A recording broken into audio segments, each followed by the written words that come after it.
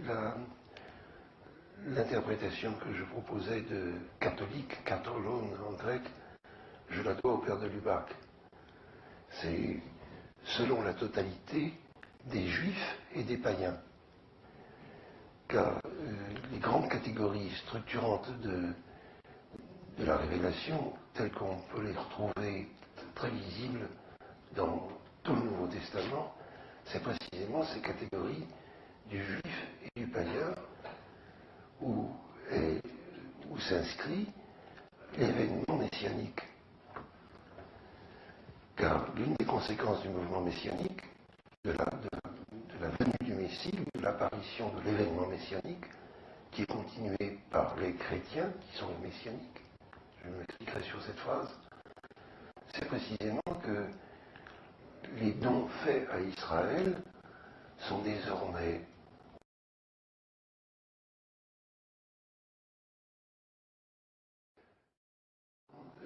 j'ai lu avec beaucoup d'intérêt et d'attention votre texte que je ne connaissais pas.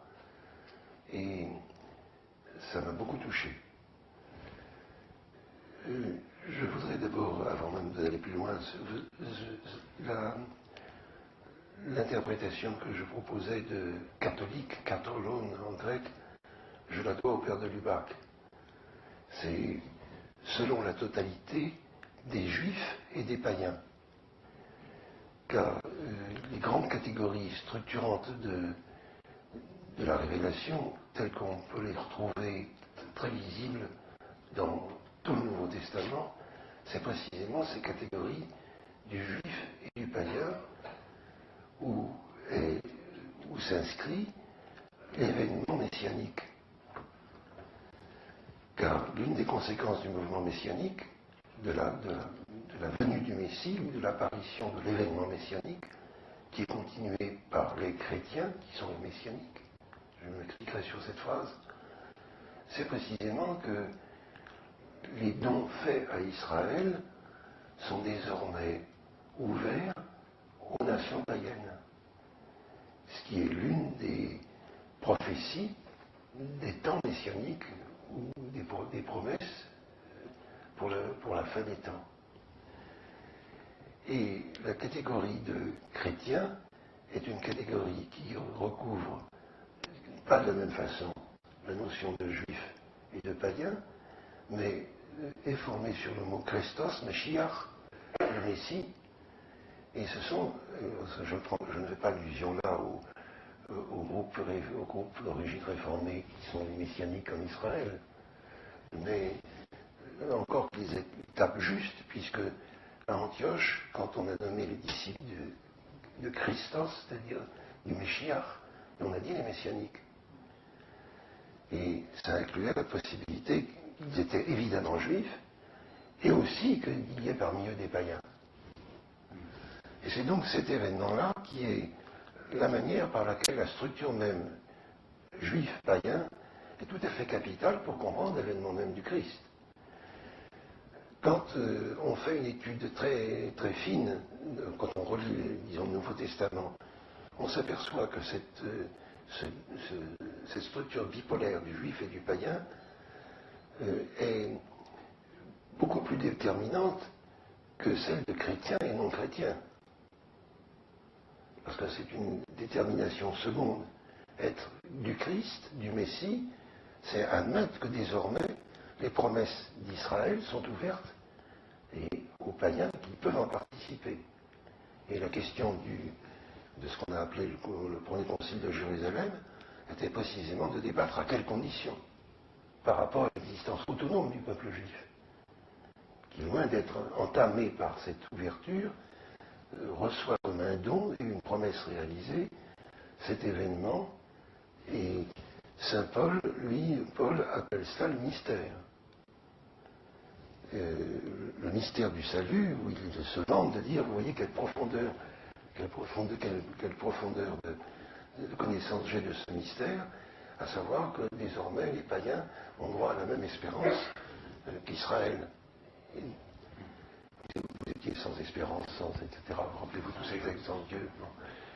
Et désormais, le seule dérogation dans l'emploi du mot mysterium que fait Paul, et elle est significative, et là-dessus je crois que ça mériterait de bien réfléchir.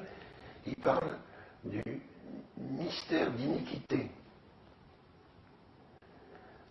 usant d'une façon paradoxale du même mot pour désigner la profondeur, l'abîme du mal, et la profondeur du salut offert dans le Messie. On est donc, et on peut suivre la trace de cette structure de l'annonce aux nations et de l'ouverture messianique, aussi bien dans les synoptiques que dans Saint Jean, et que bien sûr dans Saint Paul, la lettre aux Hébreux et les autres écrits apostoliques. Il y a donc une structure absolument décisive, c'est une évidence parfaitement évidente, parce que même à l'époque où on voit, nous comprenons mal, me semble-t-il, les aspects polémiques qui existent dans le Nouveau Testament. Ce sont des querelles juives. Il ne viendrait à aucun contemporain, quelles que soient les datations que vous voulez attribuer aux différents écrits du Nouveau Testament, mais dans cette période du 1er siècle, il ne viendra à l'esprit d'aucun juif, soit de la diaspora, soit d'Israël, de comprendre ces paroles à la manière dont nous les comprenons aujourd'hui, où juifs s'opposent à chrétiens et chrétiens s'opposent à juifs. Au point que, dans le langage des juifs des siècles modernes, le mot nation, goy, s'applique aux chrétiens.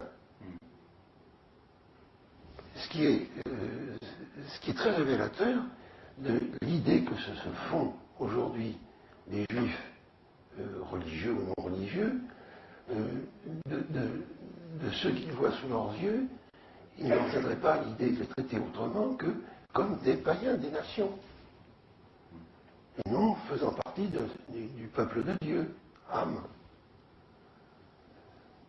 Or, je crois qu'une juste compréhension du Nouveau Testament